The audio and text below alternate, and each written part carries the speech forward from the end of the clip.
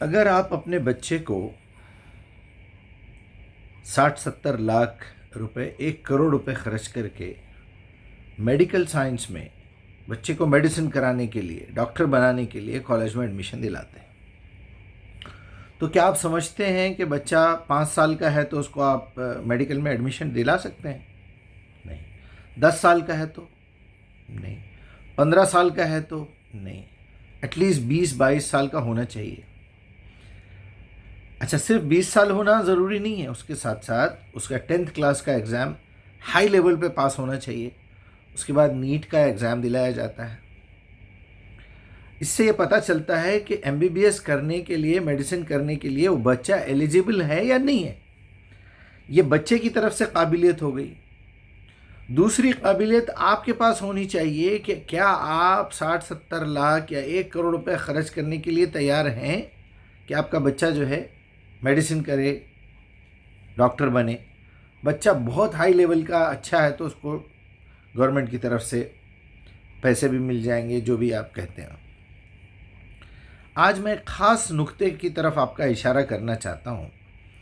اگر آپ کا بچہ کالج جانا شروع کر دے اور یہ بھی ہو جائے، لیکن ڈیلی آ کے آپ سے یہ کہے کہ ڈیڈ آپ کو معلوم ہے ہمارے کالج میں اتنے کلاس رومز ہیں، اچھا بیٹا ٹھیک ہے۔ پھر 1-2 دن کے بعد کہے کہ ڈیڈ آپ کو پتہ ہے کہ ہمارا کالج جو ہے وہ 5 ایکڑ پہ پھیلا ہوا ہے، اچھا بیٹا ٹھیک ہے۔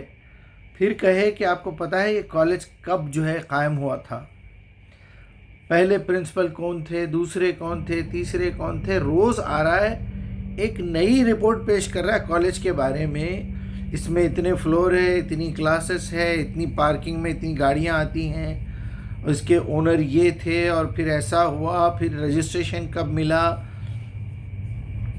آپ ایک دن یہ پوچھیں گے کہ بیٹا 1 سال سے میں سن رہا ہوں، تمہارا رزلٹ کیا ہے ذرا بتاؤ، تو پتہ چلا کہ وہ تو فرسٹ سیمسٹر فیل ہو چکا ہے۔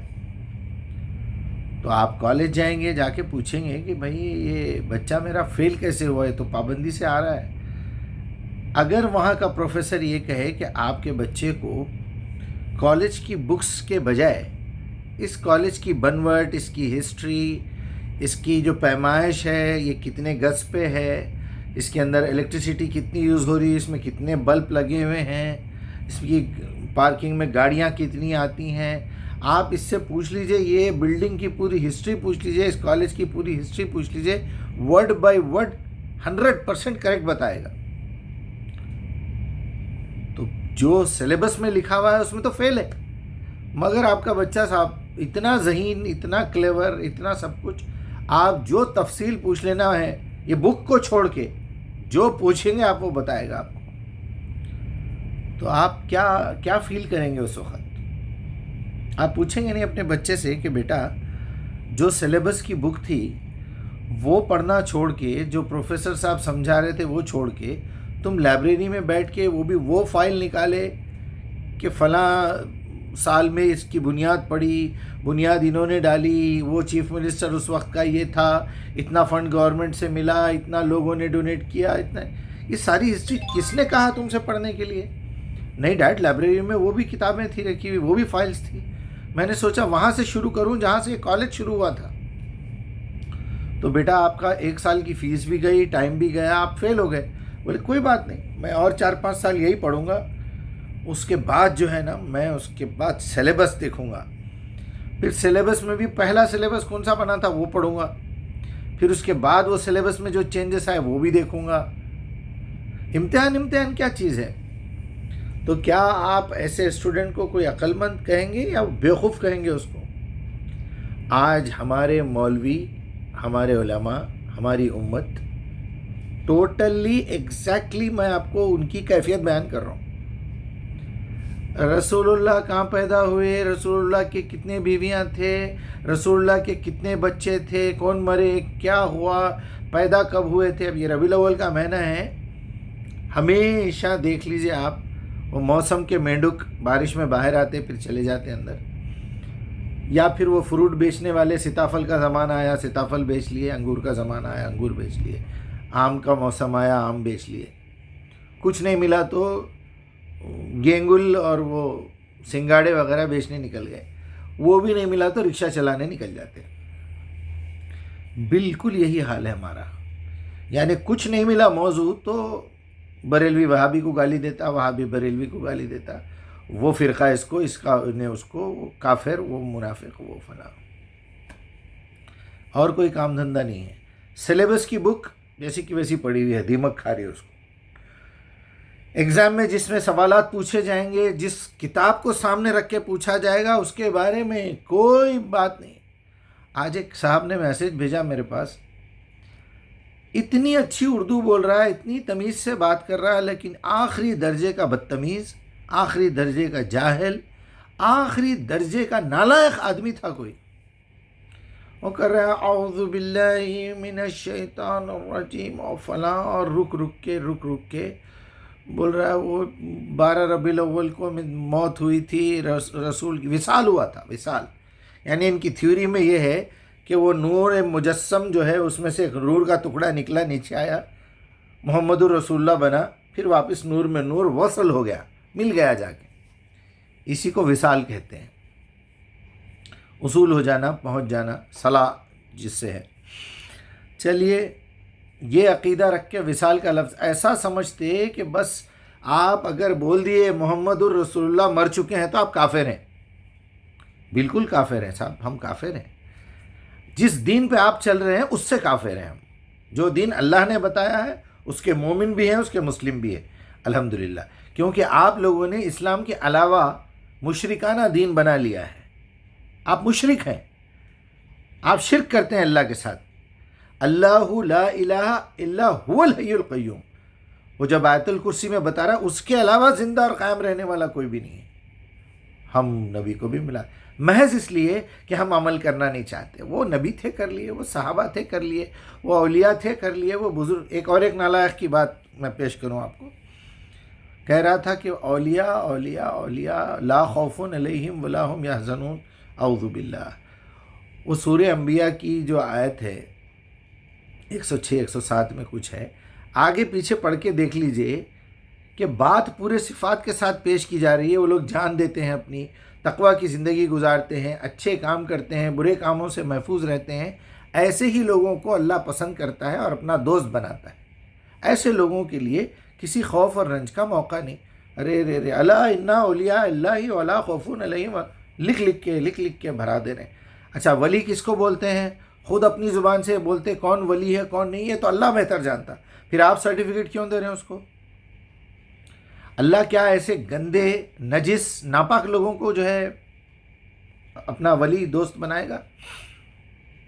آپ کے سامنے ایک لقد کان لکم فی رسول اللہ اسوۃ حسنہ ہے نا، تو آپ اس فریم میں رکھ کے دیکھیے۔ اگر ایک آدمی صاف ستھرا رہتا ہے 1 نمبر، منہ اس کا صاف ہے، گندی بدبو نہیں آتی 2 نمبر، آنکھیں صاف ہے 3 نمبر، کان صاف ہے 4 نمبر، اچھے کپڑے پہنا ہوا ہے، اب آپ نمبر دیتے جائیے۔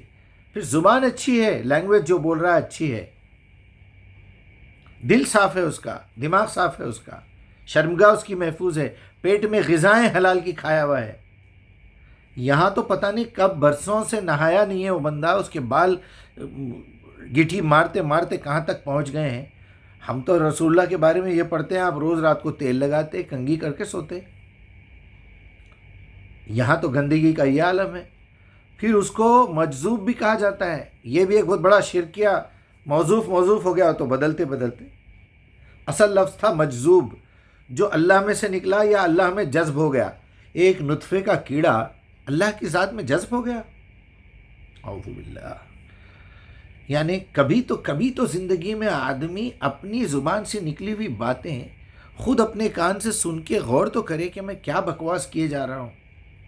کہاں جا رہے ہیں بھائی صاحب؟ جی میں آٹا پسانے جا رہا ہوں۔ ارے میرے بھائی گیہوں پسانے جا رہا ہوں بولیے، آٹا پسانے جا رہا ہوں کیا ہے؟ میں ابھی پانی نہا کے آ رہا ہوں، پانی نہیں تو کیا دودھ نہاتے آپ؟ میں یہ مثالیں پہلے دے چکا ہوں۔ اب جھگڑا چل رہا ہے کہ میلاد منانا چاہیے یا نہیں منانا چاہیے۔ بھائی ایک زمانہ تھا میلاد کا مسئلہ دین کا مسئلہ سمجھا جاتا تھا، رسول سے محبت کا مسئلہ سمجھا جاتا تھا۔ وہ مشرکین اور جاہل وہ لوگ اپنی محبت میں رسول کی برتھ ڈے مناتے تھے، جاہل کبھی پڑھے نہیں کوئی کتاب، نبی کے بارے میں کوئی چیز نہیں معلوم، قرآن کو ہاتھ نہیں لگائے. چلیے اس کے بعد کا مسئلہ فرقہ بندی کا آ گیا. فرقہ بندی بھی ختم ہو گئی. جہالت تھی، محبت کا نام لے کے جہالت کرتے رہے، اس کے بعد فرقہ بندی میں آ گئے. اس کے بعد ہندو مسلم پہ آ گئے، انہیں گنیش بٹھا رہا میں یہ کروں گا، انہیں یہ کر رہا میں وہ کروں گا. اب تو ٹوٹل مسئلہ سیاست کی طوائف بن کے رہ گیا ہے. میلاد النبی کا مسئلہ انہوں کروڑوں روپے نکال کے دے دیتے، ذرا ہو جائے، جلوس نکالو، راستے روک دو، چوری کی لائٹ جلاؤ، مسجد میں جگنے کی رات. اب جب نماز بھی شروع ہوتی، میلاد کی نماز الگ، میلاد کا روزہ بھی شروع ہوتا. کیونکہ اکثر علماء کو میں نے بولتے ہوئے سنا ہے، بھئی نبی صلی اللہ علیہ وسلم پیر کے دن خوش ہو کے کہ آج میری پیدائش کا دن ہے روزہ رہتے تھے، آپ لوگ بھی روزہ رہیے. نئی بدعت نکالی ہے کیسا بھی. اللہ اکبر، یہ کہاں پھنسے ہوئے ہیں یار ہم لوگ. توبہ توبہ توبہ توبہ. بھائی میرے وہ باتیں آپ کب کریں گے، وہ آیتیں کب نکال کے پڑھیں گے جس سے ہماری پرسنل لائف ٹھیک ہو رہی، ہماری فیملی لائف ٹھیک ہو رہی، ہماری سوشل لائف ٹھیک ہو رہی، ہماری نیشنل لائف ٹھیک ہو رہی، ہماری انٹرنیشنل لائف ٹھیک ہو رہی. کب آئیں گے آپ اس مقام کے اوپر کہ جب ٹیکنالوجی آپ کے ہاتھ میں ہوگی، ساری قوموں کی باغ ڈور آپ کے ہاتھ میں ہوگی، سارا علم آپ کے پاس ہوگا، جو کہ ہے آلریڈی. علم کا جو اصل سرچشمہ ہے وہ تو اللہ کی کتاب ہے.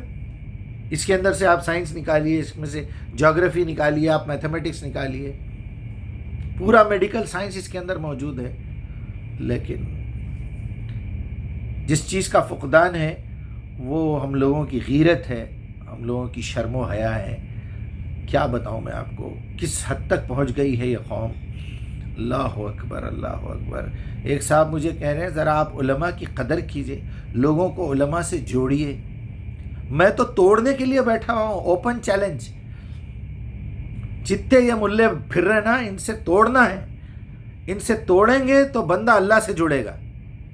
یہ پورے انسانوں کی لکھی ہوئی کتابوں سے اس کو نفرت دلائیں گے تب وہ قرآن کی طرف جائے گا. یاد رکھیے ان لوگوں نے راستے کا اسپیڈ بریکر بنایا ہے، دیوار بنے ہیں یہ لوگ، اللہ سے ملنے نہیں دے رہے ہیں آپ کو. اب ذرا بتائیے پھر ہم کون سے عالم کو سنیں؟ اچھا آپ بتائیے ہم کون سا ترجمہ سنیں؟ آپ کے پاس عربی پڑھانے کا کون سا جو ہے فارمولا ہے؟ ہزاروں نکل جائیں گے، ایک بار انٹرنیٹ پہ ٹائپ کیجئے. لیکن توفیق ہونا نا، شارٹس دیکھنے سے فرصت ملی، کپل شرما کو اور ننگے شارٹس دیکھنے سے فرصت ملی تو کبھی سوچیں گے کہ کوئی عربک لینگویج کا کوئی کورس ہے کیا، easiest course of Arabic language. دیکھیے لکھنا شروع کیجئے، اپنے بچوں کو لکھوائیے. 100 days 100 hours کافی ہے. آپ کو اتنی عربی آ جائے گی کہ آپ قرآن سمجھنے کے قابل ہو جائیں گے. کس نے کہا آپ سے کہ بہت بڑے مفسر مترجم بن جائیے؟ لیکن یہاں جا کے آپ کو دروازے بند کر دیتے ہیں. کبھی یہ نہیں کہتا کوئی بھی کہ آپ اتنا حصہ پڑھ لو، ایک آیت پڑھ لو، لیکن اللہ سے دعا کر کے کام شروع کرو، استغفار کرو، طہارت لے کے کرو، اعوذ باللہ من الشیطان الرجیم بسم اللہ الرحمن الرحیم بول کے شروع کرو. اور آخری میں یہ دعا کرو کہ اللہ میں نے جو ہے جتنا بھی حصہ پڑھا ہے اس میں جو ہدایت کی باتیں ہیں جو آپ نے سوچ کے رکھی ہے ہمارے لیے، وہ میرے دماغ تک، میرے دل تک پہنچا دیجئے. یہ پہنچانا صرف آپ کا کام ہے، چاہے وہ پڑھانے والا یہودی کیوں نہ ہو، کسی مترجم نے 10,000 غلطیاں کی ہوں، لیکن اصل بات دل تک پہنچنا وہ آپ کا کام ہے. میری سچی تڑپ ہے کہ مجھے ہدایت چاہیے. اسے کہتے ہیں اہدنا صراط المستقیم. یہاں آ کے روک دیں گے.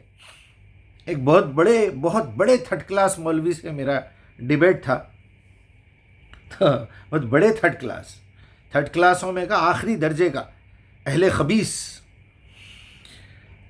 مجھ سے کہہ رہا تھا یہ کیسا وہ کیسا. میں تفصیل میں نہیں جاؤں گا. میں نے کہا دیکھیے آپ کی اتنی باتیں رہنے دیجیے آپ کے پاس.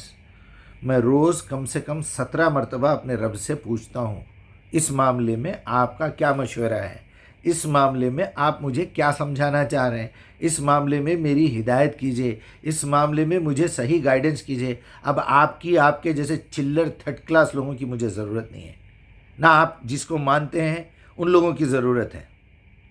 رہیے اپنے گھر میں بیٹھیے. اتنی سی صورت ہو گئی، پورا سیشن ہی ختم ہو گیا.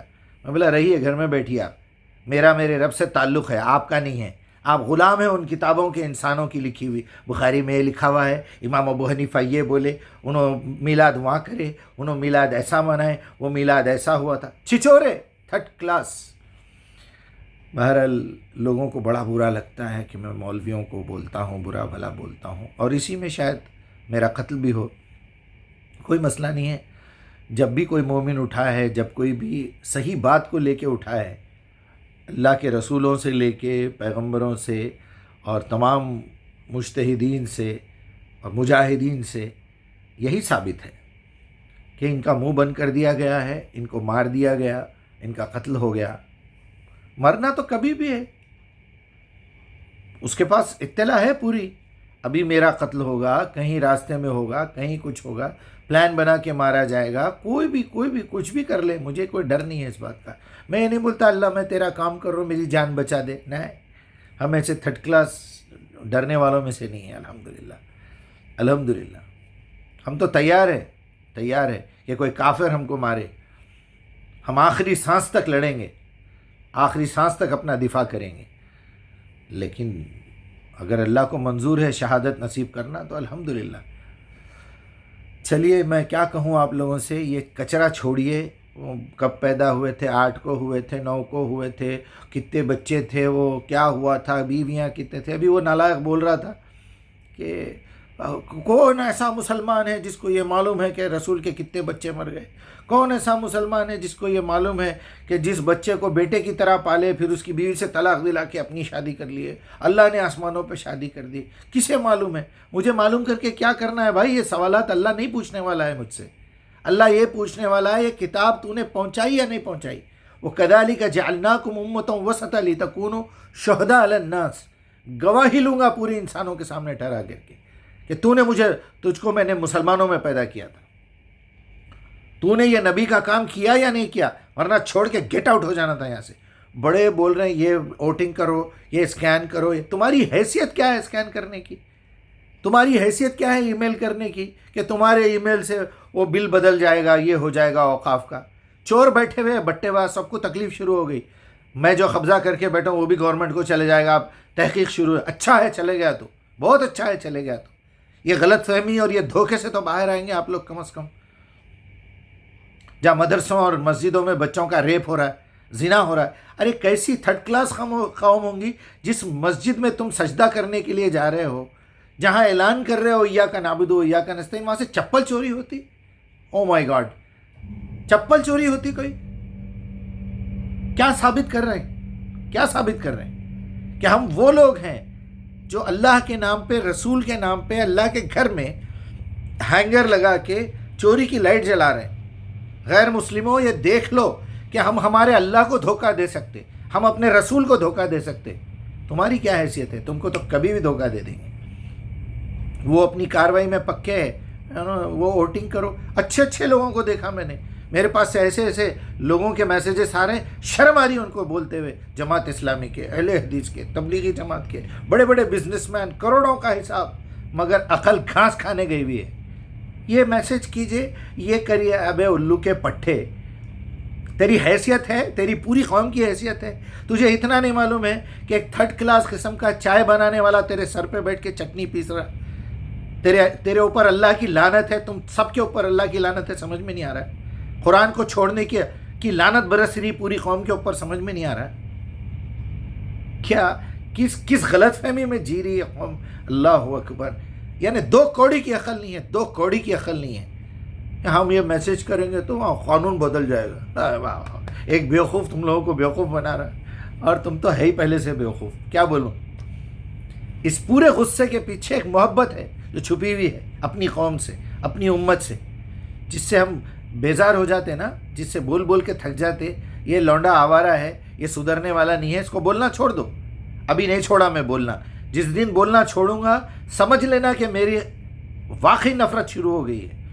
یہ تو محبت کا اظہار ہے جو غصے کی حالت میں سامنے آ رہا ہے. ورنہ یہ بھی سمجھانا پڑ رہا جس طرح ایک 14-15 سال کا لونڈا جو ہے سگریٹ پینے پہ جب باپ مارتا ہے اس کو تو باپ سے نفرت کرنے لگتا ہے.